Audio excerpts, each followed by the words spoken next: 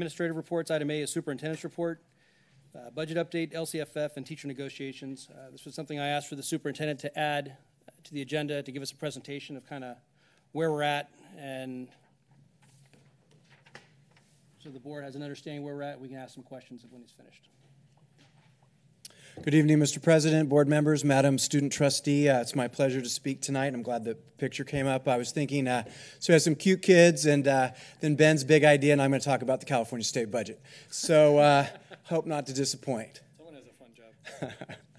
All right, so I want to start off the presentation talking to the board and the community a little bit about local control funding formula. It's been around for a little bit now, but it's really important in the context of how the governor has moved forward budgeting for education to understand this process. So there are three pieces of the funding formula. There's a base grant, a supplemental grant, and a concentration grant. Those are contingent on certain populations of students, low income, English learners, and foster youth, and districts with percentages of students in those areas get additional funds. They also break down funding into grade levels. So there's a K-3 grade level allocation, 4, 6, 7, 8, and 9, 12, and additional funding for class size reduction and career technical ed. I do want to point out and compliment Alvina and our board. We have, since 2012 as a district, already matched the state expectation for class size reduction, which is 24:1 per classroom. But this is how the governor's vision of funding school is built. So I thought it would be important to say, what does that look like in the real world? So I have three districts here: Stockton Unified, Tracy Unified, and Lammersville Unified. And if you look at the breakdown of low-income students, English learners, and foster youth, it starts to tell a story about the community in which students live, where they reside, the neighborhoods they come from, and the schools they attend. And when you look at the difference between a community of 82% low income to 45% low income to 14% low income, you start to see what the governor's vision is, which is students who come from less means, school systems get more apportionment of the state funds. The third column here is very important. It's called the unduplicated count. And what that does is it points out at the representation of how the population of students who receive either supplemental or concentration grant funding. So in Stockton, it's 90%, in Tracy, it's 56%, in our district, it's 25%.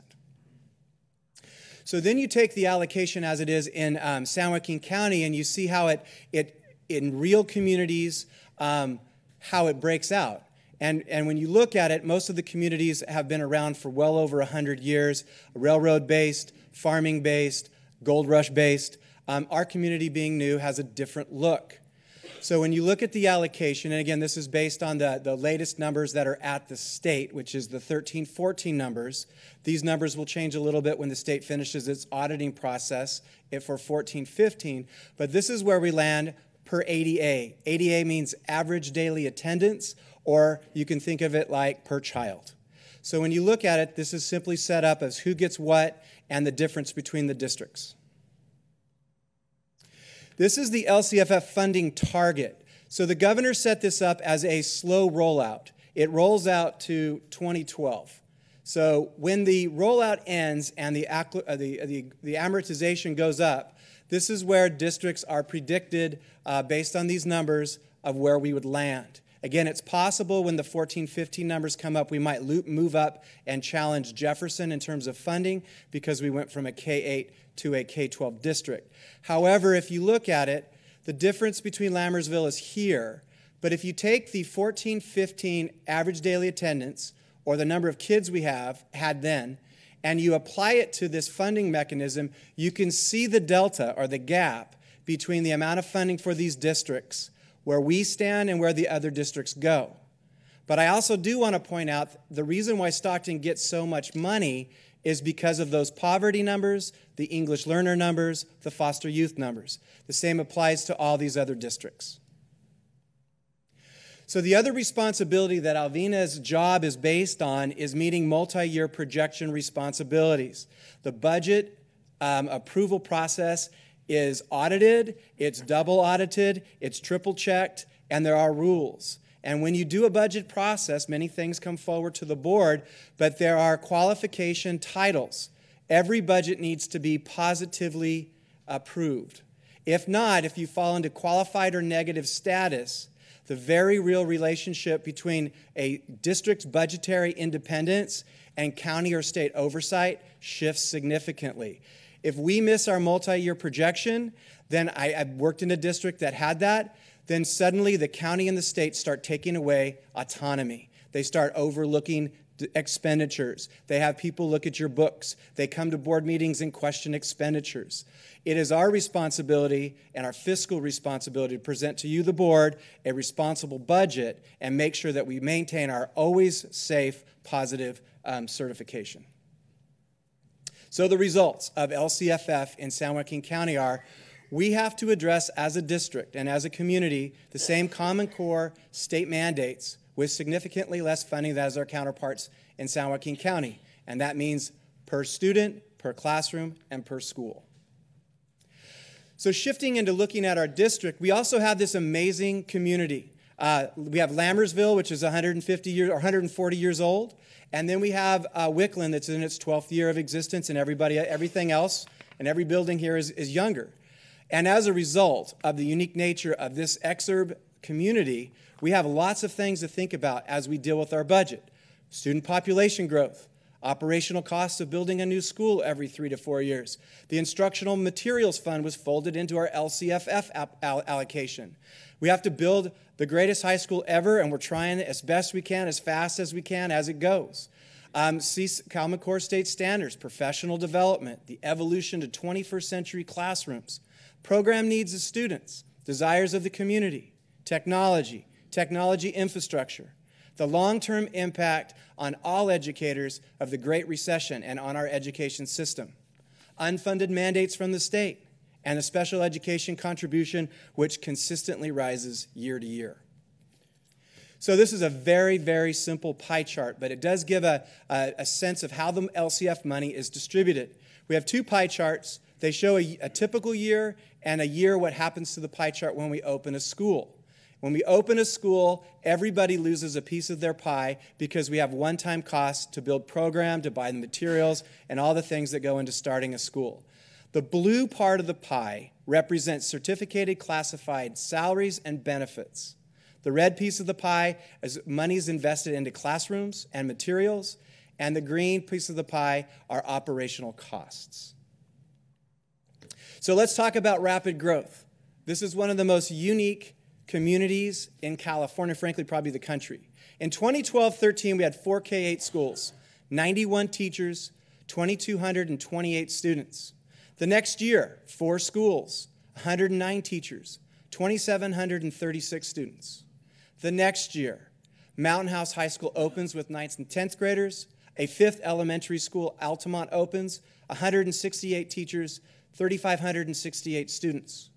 This year, Mountain House High School, 9th through 12th graders, though we have a small senior class, 5 K-8 schools, 185 teachers, and 4,059 students. We are projecting to start 2016-17 with a full set of classes at Mountain House High School with approximately 1,100 students, the largest student population in the Trans Valley League in 2 years. 5 K-8 schools, 200 teachers, 4,500 students district-wide, and we're monitoring Hanson Village and the massive amount of houses that are being built, rapidly, by the way. And it's our consideration for when do we start the conversation about applying our plans to build Hanson Elementary. And that leads us into 17 and 18 with Mountain House High School, 5 schools, and whether or not we start the Hanson Elementary conversation. For people who like line graphs, here you go. That's the same thing. 4 schools to 6 schools, 91 teachers to 200, 185 presently. And if I had glasses on, I'd be able to say that, but I'm going to say 2428 to 4,500 students, currently 4,059 students in our district. We also have upcoming financial liabilities that we have to worry about. The 2 biggest one I'm going to speak to tonight are the State Teachers Retirement System, or STRS, contribution, and the expiration of a temporary tax called Proposition 30. So if you look up there, for those that are not reading about this, the California Teachers Retirement System pension liability is $73.7 billion. That means the money that they have and the money that it will amortize up and the amount of money they have to pay out over the next 30 years is in the hole $73 billion. So the state and corporate America got together and they came up with a brilliant idea. Why don't we pass this on to LCFF funding? Because that makes sense. We don't have to take the responsibility. We can pass it in through the education system and say, hey, local control, and by the way, you got to pay for that too. This is nothing we can do about it. It was a decision that was made, but the impact on our LCFF funds, I'm going to talk about on two horizontal lines. Typically, we've been paying 8.25% a contribution to pensions.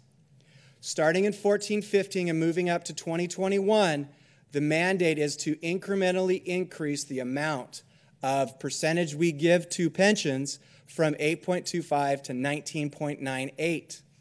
This horizontal line points out how much LCFF funds are absorbed in that process to that mandate. Last year, it was a $90,000 hit. As we get to 2021, that grows to $2 million. We cannot say no, and the reality is all of us that are in STRS, including myself, the whole rules about retirement and how much you get paid in your golden years are based on this and what they tell us we have to do.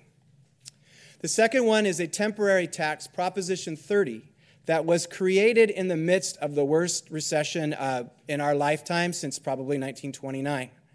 And what it originally was a quarter-cent sales tax that was to last 2013 through 2016, and a tax on wealthy citizens, individuals making $250,000 or more, from 2012 to 2018.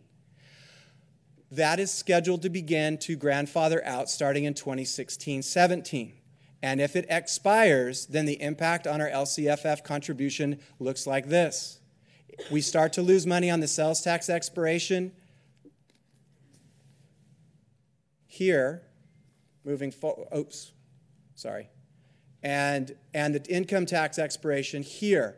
The total amount is here.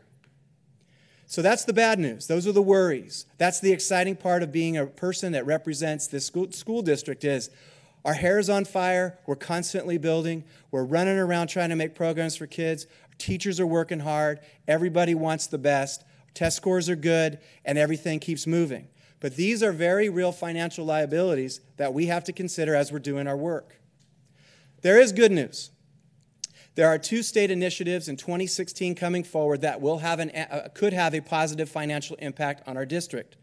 The first one is an initiative that just moved forward to extend Proposition 30, and that's being led by the California Teachers Association.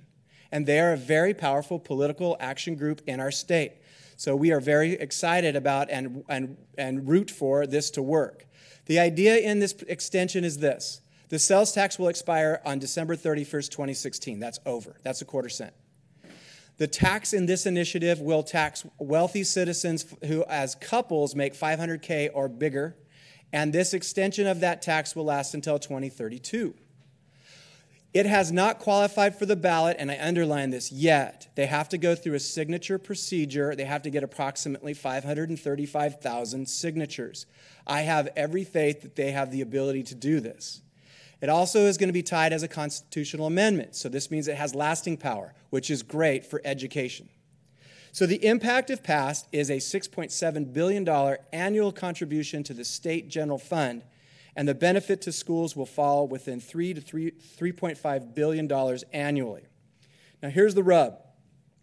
If Prop 30 is not extended, it doesn't get on the ballot, or if it gets voted down, then the state must pay from its general fund to make up the difference. The problem is it puts the hand in the governor and our legislatures, and depending on the quality of our budget and the way the economy is, they can do one of many things. They can fully fund it, and we'll be in great shape, and all those scary numbers from that earlier slide will cease. They could also reduce the contribution and say, well, we want to give you that much, but we're only going to give you that much. And they could also say, you know what, we can't afford it, we're going to do it, or we funded it differently. So there's a lot of unknowns out there with Proposition 30. The second one is the state ballot initiative being run by the California Schools Boards Association and the California Coalition for Adequate School Housing. That's for state construction bonds. So if you go back to our interest and our following of the growth in Hanson Village and our desire and ability to build Hanson Elementary School, this initiative is excruciatingly important to us.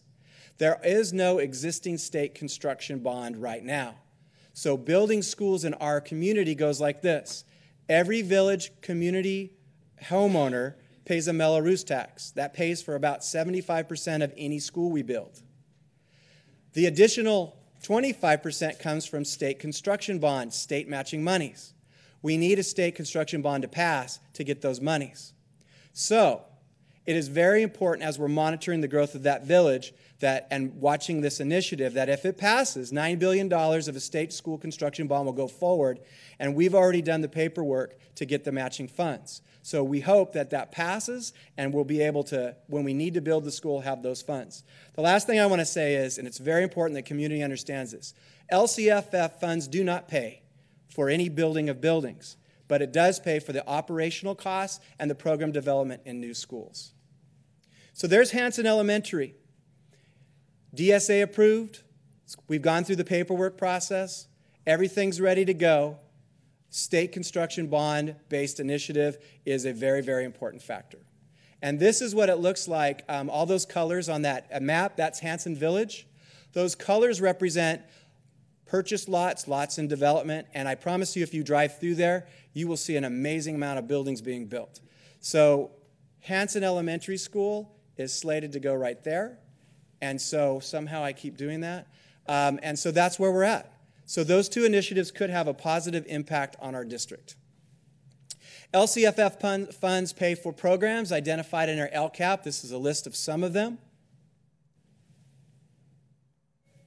Future needs and programs that LCFF will contribute to. We still have Phase 3 of Mountain House High School that needs to be developed, and I want to reiterate the point that LCFF doesn't build schools, doesn't build buildings, but it does build programs. So when you think of a theater, a library media center, voc ed building, aquatic center, career technical ed, and alternative ed programs, those are all programs and buildings that are going to house programs for kids that LCFF funds will contribute to. So the long-term impact. LCFF funds has LUSD at the lowest level of funding in San Joaquin County. Our master plan community is being built out, and we must be prepared to build new schools and programs. Our student population growth is rapid, and growth requires programs that prepare students to be competitive in a global information economy. Our district, schools, staff, and teachers are working very hard, and it's very hard. They are working very hard to provide more with less funding than our counterparts in San Joaquin County.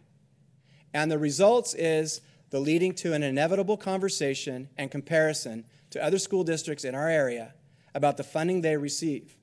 And inevitably, our neighbors across the highway and Tracy Unified are at the centerpiece of that conversation. So LCFF also has an impact on salaries and benefits. So our current status in our negotiations for salaries and benefits for our Teachers Association.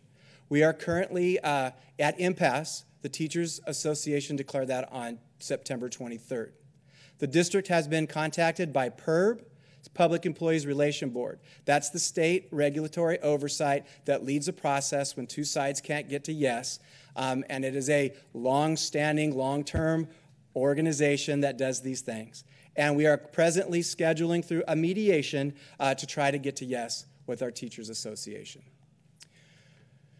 The issue lies between these two sets of facts. The LTA bargaining team has requested a one-year deal for 2015-16 with a 9% salary schedule increase ongoing, $1,000 applied to the benefits cap ongoing. Our challenge is we cannot meet our MYP requirements and pay this amount of money. The district has directed me to offer a two-year deal, 7.5%. In the first year, 2015-16, it's 3.5% ongoing. 3% is on the salary schedule, and 0.5%, which is approximately $600, will be applied to the benefits cap of our teachers. In the second year, 16-17, 4% ongoing would go onto the salary schedule. And having done the analysis, the district can meet with this offer our MYP requirements. a side-by-side comparison with Tracy, because it seems to be the common conversation in the community. I get asked questions about this all the time. Can be explained with the lines that are in color. So if you look at the yellow and green lines, that represents the child-based or ADA allocation from the state in the years 13, 14, 14, 15, and the difference between Tracy Unified and Lammersville Unified. The green line represents our current and existing adopted budget, approved budget, and the LCFF allocation. The brown line represents the difference between what Tracy gets per student and what we get per student. And the red line represents if you take the same amount of kids, the ones that we have in our district, and you apply that difference, this is the amount of money that Tracy Unified has to spend above and beyond what we have to spend as a district. That's why I said we're being asked to do the same amount with less funding. And this is the reality when you simply look at the difference over time with what Tracy has to use and what we have to use for people and their needs and programs and their needs. But we are trying to do our best to compete with Tracy with our salaries and benefits compensation. One of the areas that we outperform Tracy is in teacher benefits. Tracy Unified offers its teachers $8,482 on their benefits cap. Presently, our teachers union members are getting $2,510 more, or a total of $10,992. With the offer that we have presented, $10,992 becomes $11,592, a difference of $3,010 per teacher. When you compare what Tracy Unified puts towards teachers' benefits and what we would in an agreement such as this. But let's look at it in real dollars and LCFF impact. $3,100 times 185 teachers is approximately $575,000. If that amount of money were to come out of the sky and we were to apply that to the salary schedule, that would be the equivalent of approximately 4.77%. The other comparison with Tracy, because it's been talked about a lot out in the community, is our agreement in 14-15 compared to our offer, compared to what Tracy agreed to. In 2014-15, the district and LTA agreed to a balancing salary schedule with Tracy Unified. The impact to our LCFF funds was approximately 2.59%. The actual raise per teacher fell within a range, some teachers receiving a very low amount of 0, and some teachers receiving a high amount, 10 to 12%. We also added an additional professional development day, which pays teachers to come to work to get professional development, which is an additional LCFF impact of 0.54%. The Tracy Unified had an agreement that they agreed upon last spring.